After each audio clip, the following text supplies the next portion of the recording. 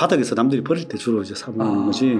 사 먹는데 일반인들은 이제 보통 기다리지를 못하니까 찾으면은 사실 한 종목을 사는 게 사실은 1억으로요.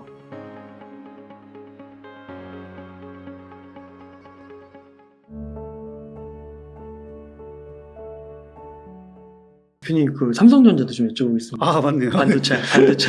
네네. 이 반도체도 관심이 예, 많아가지고. 그래도 오늘 또 필라델피아 반도체 지수가 많이 좋아져가지고 긍정적이긴 한데 삼성전자는 많이 못 올랐네요. 삼성전자는 많이 못 오른 이유가 사실은 지금 어쨌든 이제 앞으로 지금 재고가 많이 쌓여있더라고. 재고가 엄청나게 쌓여있었는데 1분기 뭐 실적을 보니까 그래서 그게 이제 재고 약재인데 그래도 이제 싼 그런 것보다는 지금 AI 반도체 쪽은 좀 고가고 그쪽은 좀 이익 개선에 상당히 모멘텀을 작용할 걸로 보여지는데 일단 수급으로 봐서는 삼성전자가 그래도 상당히 좋은 것 같아요. 외국인들이 계속 꾸준히 많이 사고 있어요. 네. 사고 있고 수급으로 봐서는 괜찮은데 일단 차트 상으로는 아직까지는 뭐 이렇다 할 건 없어요. 지금 채널형이고 이제 대신 좀 이게 사인이 뜨고 저점을 높여가고 있는 건 아주 좋은 것 같아요.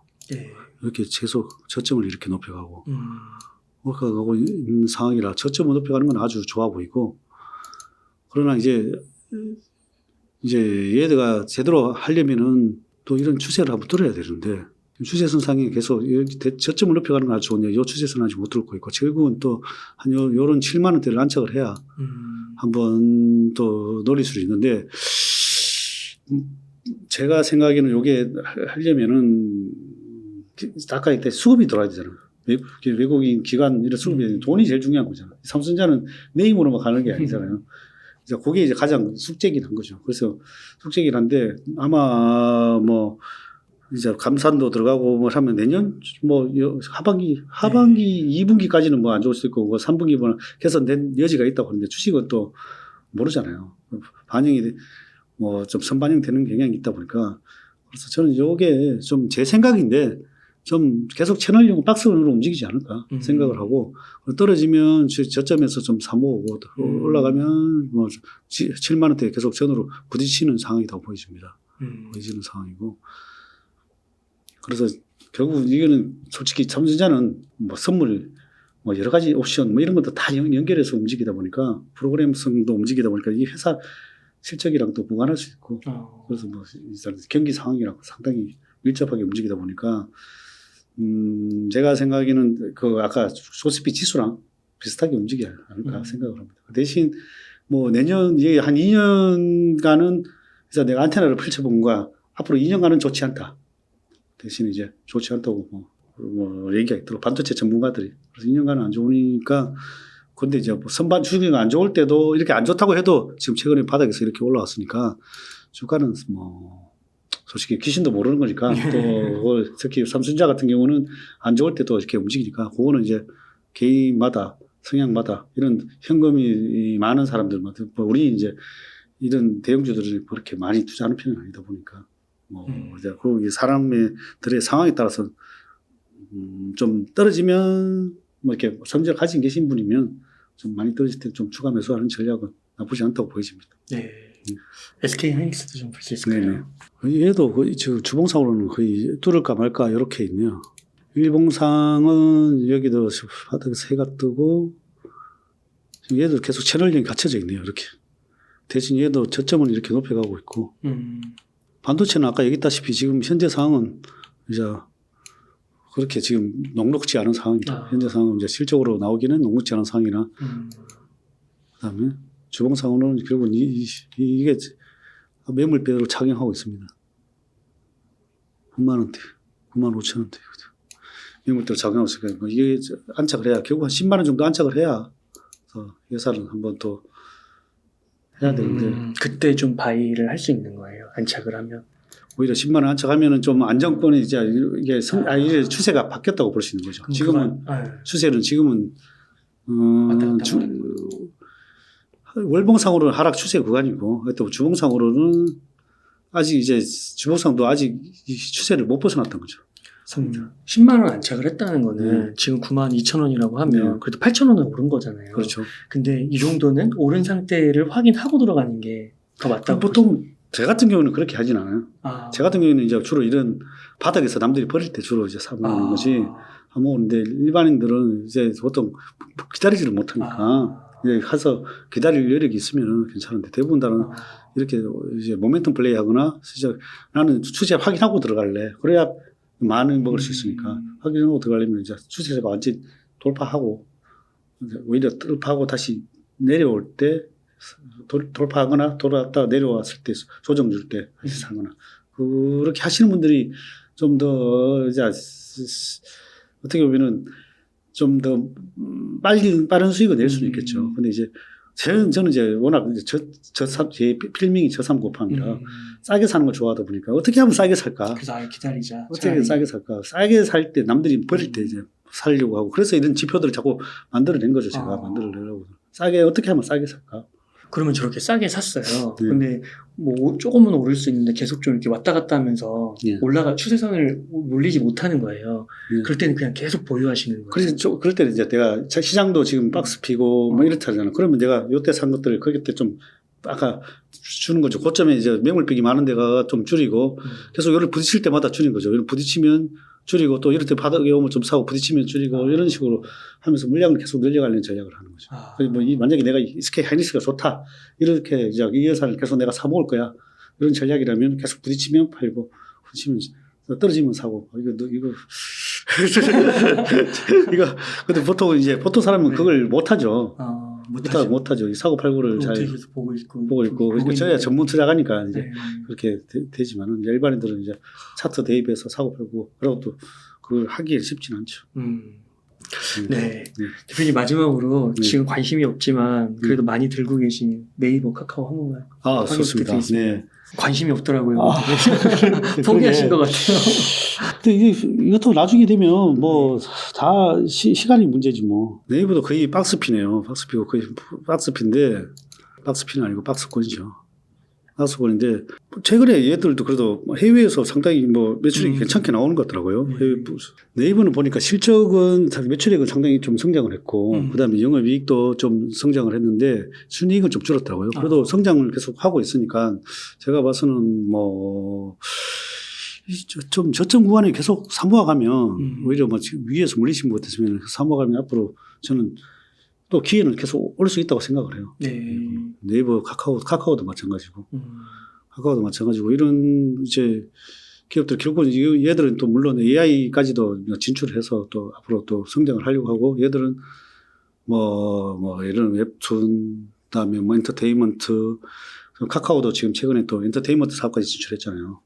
네이버부터 보면은 이제 뭐 네이버부터 보면은 뭐 웹툰 그다음에 뭐 라인 등등 여러 가지 해외 사업부를 통해 가지고 이제 이익이 상당히 저는 뭐 개선될 여지는 충분히 있다고 생각을 해요. 지금도 개선되고 있고 그다음에 작년보다도 상당히 매출액이 한 20% 가까이 성장한 것 같은데 매출액 기준으로는요. 네. 그리고 카카오를 보면 카카오는 매출액은 한 5% 성장한 것 같고 보자 카카오는 보니까 매출액은 5% 정도 성장을 했고 분기별로 보니까 대신 이제 이익이나 그거는 개선이 하나도 안 됐더라고. 대신 이제 얘는 하이브를 인수했잖아요. 지금 하이브드 JYP도 실적도 하이브드 실적도 봤지만 실적들이 얘는 참 SM을 인수했잖아요. SM 실적이 그렇게 뭐 개선되지는 않았는데 이익이 좀 줄었더라만 그래서 그게 아마 하반기에는 좀 반영되지 않을까. 그래서 그렇게 따져보면은 카카오도 뭐 성장 모멘텀이 없었는데 얘는 이제 웹툰이라든지 이제 카카오라든지 이런 걸로 해가지고 이제 콘텐츠 사업, 플랫폼 사업보다는 콘텐츠 사업을 해외에 많이 이렇게 해서 해외 사업에서 빨아들이는 역할을 하지 않을까 생각을 합니다. 그래서 그런 부분에서 있다면은 지금은 어쨌든 정부 규제와 여러 가지 악재들이 만발한 상황이고 당장은 이제 크게 올라갈 모멘텀은 없지만 뭐 좀 중장기적으로 본다면은 괜찮지 않을까 생각합니다. 네. 감사합니다. 대표님 그러면 만약에 지금 시점에 한 1억 정도 여윳돈이 있습니다. 어떻게 투자를 하시겠나요? 좀 전에도 말했다시피 이제 진짜 가슴이 뛰는 기업을 하나 찾아야 되는데 내가 진짜 잘 알고 가슴이 뛰는 기업을 찾으면은 사실 한 종목을 사는 게 사실은 저는 1억으로요? 예, 사는 게 사실은 1억으로 다 사는 게 아니고 지금 시장이 또 뭐 모르니까 반 정도는 사람이 세고 좋다고 생각하는데 어. 그것도 하다가 사람 이러면 또 물리가지고 또 이럴 수가 있으니까 그냥 혹시 모르니까 뭐 하는데 근데 솔직히 보통 사람들이 계란은 한 바구니 담지 마라 그러잖아요. 저는 솔직히 말해 드리고 싶은 건 계란 한 바구니 담아라 하고 싶어요. 왜? 대부분 모르는 게 왜 막 여기저기 분산이가 이것도 좋은 거고 저것도 좋은 거고 이걸 뭐 파가지를 못해요. 파가지를 못하는데 대신 내가 진짜로 이렇게 하다 보면 또 때를 모르면 아예 안 사는 게 최고 방법이고 대부분 막 여기 늘리고 방송에서 이 종목 좋다더라 저런 좋다더라 불나방처럼 쫓아다니다가 맨날 고점에 사서 마이너스 나고 뭐 좋은 주스 나오고 샀더니 물리고 뭐 최근에도 예를 들면 뭐 에코프로 최고 고점에서 뭐 주스 나오니까 샀는데 그때가 고점이고 이런 것들을 하지 마시고 일단은 내가 진짜로 뭐 예를 들면 저 아까 뭐 코스맥스라든지 에코프로도 처음에 분석을 했으면 그러면은 가슴이 뛰었을 수 있을 거예요. 공부를 했다면. 이제 그런 새로운 앞으로의 미래 먹거리가 되고 또 먹거리가 되고 성장할 수 있고 이런 기업이거나 아니면 지금 현재도 이익이 나오고 매출익이 나오고 있는데 뭐야 자산 가치도 있고 이익이 매출 성장, 이익 성장이 이렇게 나는데 이게 왜 이 가격이 있지? 그럼 이제 그런 거 조사를 하는 거죠. 조사를 해가지고 이거 가슴이 뛰네. 이거는 사모으면 내가 절대 지지 않겠다. 이런 거는 매일 조금씩 사모으는 거죠. 한 번에 다 사지 말고 주식은 또 이렇게 하다 보면 올라갈 때도 있고 떨어질 때도 있고 이러다 보니까 또 차트나 이런 거 대입해가지고 아까 그 분리 걸면 차트 공부도 시켜놓은 게 있으니까 그것도 공부 한번 해보시고 차트는 또 제 채널에 가시면 또 많이 올려놨으니까 공부해보시고 그렇게 해서 이제 저점에서 되도록이면 저점에 사야 돼. 주식은 최고 좋은 거, 최고 안전 마진인데 사야 돼요. 안전 마진이라는 거는 거의 저점에서. 하나 또 꿀팁 하나 이게 구독자님들 위해서 내가 꿀팁을 드리면 주로 이제 월봉상의 저점에서 사야 돼요. 월봉상에서 거의 저점 이 회사가 가치가 있는 월봉상에서 왜 이 저점이 와 있지 이럴 때 월봉상에서 아니면 월봉상이 완전히 뭐 저항 라인이 지지 라인 같은 게 있거나 뭐 이럴 때 아니면 월봉상이 저점이거나 그런데 이 회사는 망할 것 같지 않아요. 그러나 이런 기업들을 남들 다 버릴 때 그럴 때 왕창 사는 거예요. 그러면 근데 그때 대부분 공포스러워서 못 사지. 못 사는데 하여튼 그런 자리에서 사야 안 진다. 왜냐면 대부분 다가 왜 지냐면 고점에서 사놔놓고 야 이거 언제 올라가요? 이거 언제 올라가요? 뭐 질문만 하고 이거 언제 올라요? 고점에서 샀으니까 그 해답을 못 드려. 이걸 언제 물타기 해서 해가지고 이것도 해답을 못 드려. 그렇게 그 주식은 일단 싸게 사야 된다. 그 대신 좋은 회사를 싸게 사면 막 약간 뭐 예를 들면 코스맥스라든지 막 아까 그런 회사들이 사실 중소형주도 널려 있어요. 공부를 안 하시니까 그렇지 찾아보세요. 찾아보시면 아니면 뭐 아까 우리 리포트 플랫폼 있으니까 거기에 보면 우리가 매일 공부해서 올려드리니까 한번 보시면 되고 특히 이제 중소형주 보고 싶으면 대형주는 뭐 요즘 NS들이 워낙 많이 해주시니까 그거 보시면 NS 보고서들 아니면 여기 웅달 TV 보시면 좋은 분들이 많이 나와서 얘기해 주시니까 보시면 되고 그래서 저는 한 종목 사라. 평생에 내가 10종목밖에 못 산다.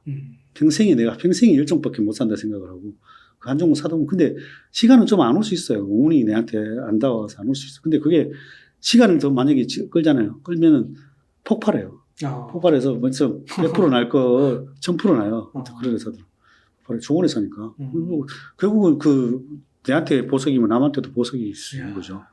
그래서 그 대신 우리가 보석이 되기 전에 내한테 보이는 이제 흙이지만 돌이지만 그냥 돌인데 안에 털어냈더니만 이게 보석이 그런 기업을 찾는 게 중요하지 않나 생각을 합니다. 그러면 대표님 끝으로 시청자님들께 강조하고 싶으신 말씀, 하고 싶으신 말씀 있다면 부탁드리겠습니다. 제가 요즘 이제 좀 어떻게 보면 요즘 방송도 출연도 잘 안 하고 솔직히 좀 이렇게 자주 출연해 주세요. 그러고 있는데 그렇게요. 분달 채널에 오라면 내가 자주 나오도록 하겠습니다.